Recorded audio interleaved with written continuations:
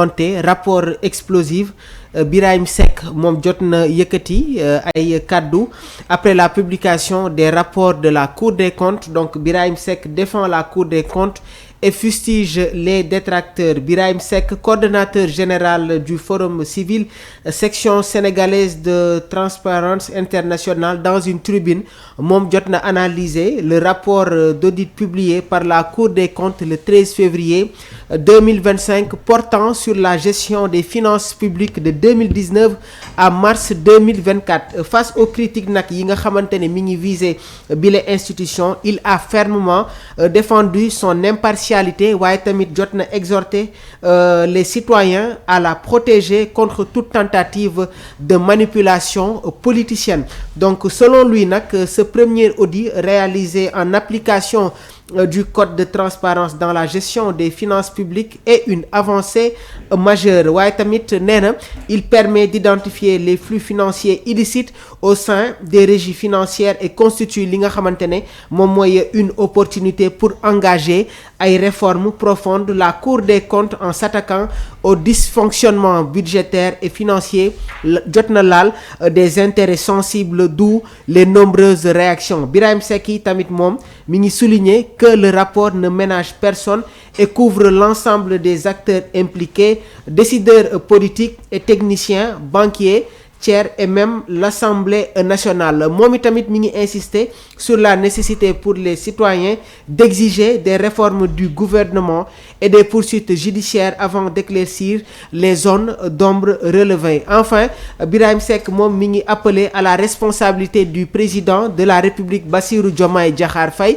ak son premier ministre Ousmane Sonko, leur demandant de garantir la transparence en ne protégeant personne. Donc si ci commenté bi nga xamante ne mujjeel nañ ko amal fii nii, jotoon naa poser une question concernant la position de la société civile. Donc réaction wu Birahim Seck bi day ñëw au bon moment. Abdourahmane, nan ngay jàngatee tey jii nii cette prise de position après la publication du rapport de la Cour des comptes? Merci beaucoup Mamour. C'est le devoir de la société civile bu Sénégal wala situation bu tolloy fii ñoom ñu génn aussi wax, parce que tamit ñoom ñooy nekk le trait d'union entre l'État ak la population. Donc ñoom aussi bu fekkee ne am na benn situation bi nga xam ne nii présenté wu na, ñoom seen devoir moo ñu gën àddu si, mais aussi di saluer la prise de parole bu Birahim Seck Front Civil. Depuis voilà, yaa ko doon évoqué la position du Front de la société civile et de Front Civil de manière générale. Léegi nag lu mu wax si biir lu mu wax, donc c'est très intéressant.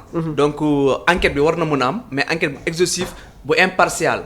Donc képp ki nga xam ne ni takk nga ci biir mbir mi, état bi def liggéeyam ba mot sëkk, en l'occurrence la justice. Donc wax na ko le président ak le premier ministre waruñoo protéger kenn concernant les poursuites. te loolu aussi mu ngi ci biir texte bu nga xam ne bind na ko, mais aussi c'est quelque chose wax na ni loolu moo war a mën a am. bu enquête amee comme ni ñu fa doon gisee yenn dossiers yu doon am ñu ci teg ay conc, cette fois-ci te yaakaar nañ ko bu baax a baax a baax, am nañ ci njott bu rafet que Ousmane Sonko ak Bassirou Diomaye Faye du ñu am kenn ki nga xam ne dañ koy protéger ci bile mbir. Donc rapport Cour des comptes depuis le 13 février bu mu génnee ba léegi gis nga coow li nga xam ne ni indi na ko. Donc xëy na ñu bëri ñuy wax ils se sentent menacés. Donc xëy na moo tax ñoom ñu génn di wax. Mais tamit képp ki nga xam ne nii am nga ci takk nga ci mbir mi ba fu mu gën a mën a kawe. pour man justice war na mën a dem def liggéey bu mën a sëkk ba fu mu gën a mën a kawe laa. donc c'est-à-dire képp ki nga xam ne ni impliqué wu nga sur la gestion des affaires de la cité de 2019 ba 2024. mu nga xam nga nekk ministre nga nekk président nga nekk député nga nekk DG ak loo mën a doon.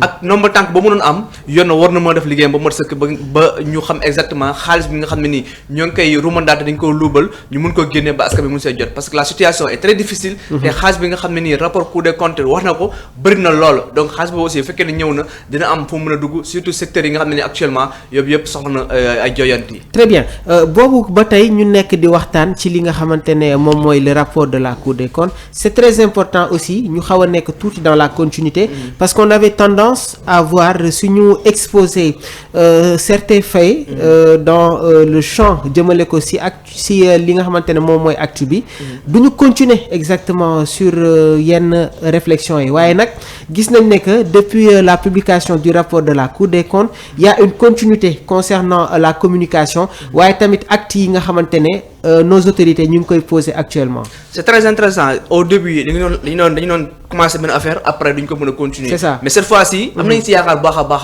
parce que rupture bi ñu woote aussi ak ñi nga xam ne tey fal nañ leen dañu am ci ñoom yaakaar bu mag a mag. te aussi bokk na lu tax ñu fal leen mooy la reddition des comptes. Exactement. Donc bu fekkee ne actuellement rapport bi génn na.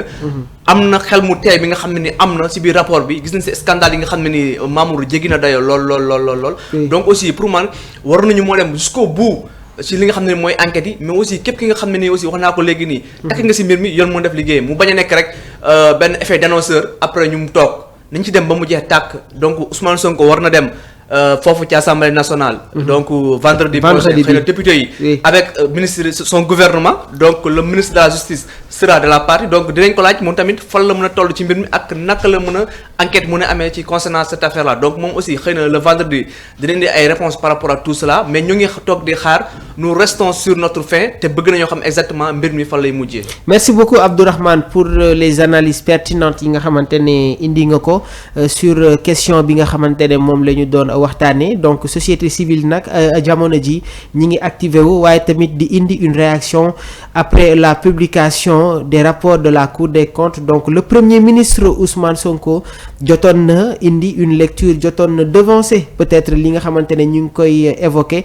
gannaaw ba mu jotoon yëkkati ay kàddu annoncé woon une situation catastrophique donc jamono ji nag le Sénégal fait face à de nombreux défis et nos autorités heureusement xam nañu exactement lan moo war a nekk tey jii nii seen position concernant les problèmes yi nga xamante ne askan wi ñi ngi koy jànkonteel jërë ngeen jëf.